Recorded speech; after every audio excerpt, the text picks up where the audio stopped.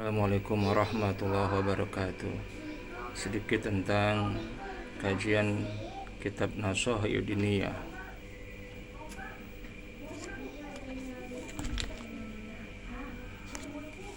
Karangan Al-Habib Abdullah bin Alawi Al-Haddad. Qala Syekh Mu'alifu rahimallahu ta'ala. Wa fi kisati ahlul qaryah.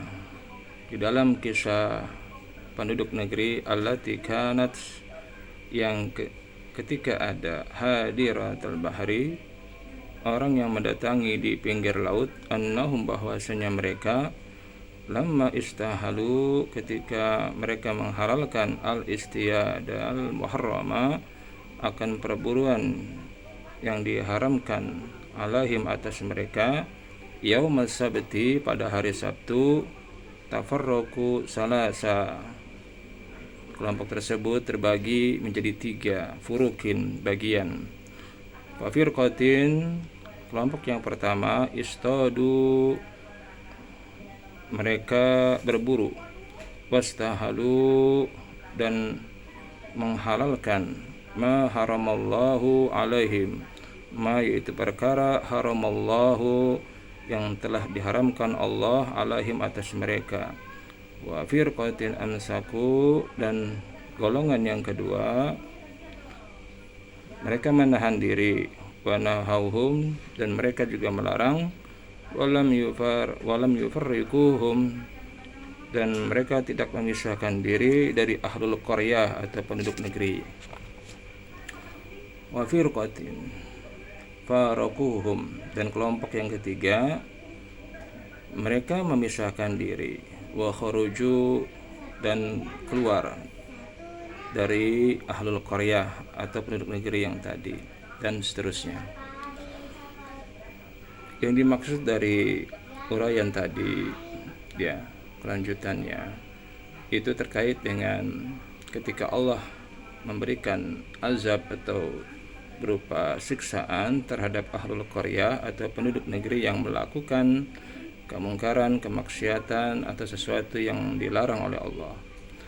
Kelompok yang pertama di ahlul qaryah atau di penduduk negeri itu, mereka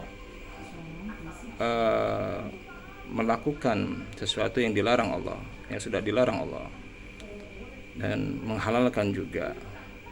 Ketika ada bencana Allah kirimkan, entah itu berupa likuifaksi, tsunami, gempa bumi, dan sebagainya, mereka pasti kena.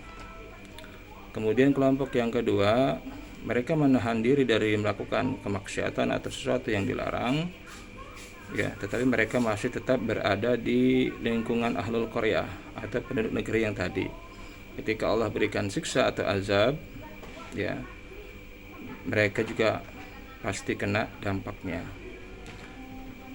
Dan kelompok yang ketiga, mereka menahan diri, mereka juga melarang untuk tidak melakukan perbuatan maksiat atau sesuatu yang sudah dilarang, dan mereka keluar dari penduduk negeri itu. Maka ketika Allah kirimkan siksa atau bencana di negeri itu, maka mereka akan selamat. Artinya, ketika wilayah kita atau tempat kita tinggal, ya, banyak melakukan kemaksiatan, kita bukan hanya diam saja, tetapi kita juga harus menahan diri dari melakukan kemaksiatan dan juga harus mencegah dan melarang orang-orang di sekitar kita untuk melakukan kemungkaran, kemaksiatan atau kezaliman. Karena kalau kita diam saja, ini jika bakal Allah mengirimkan azab atau siksa. Dan jika kita masih menetap di situ, maka kita akan kena dampaknya. Kecuali kalau kita keluar dari tempat kita tinggal di situ.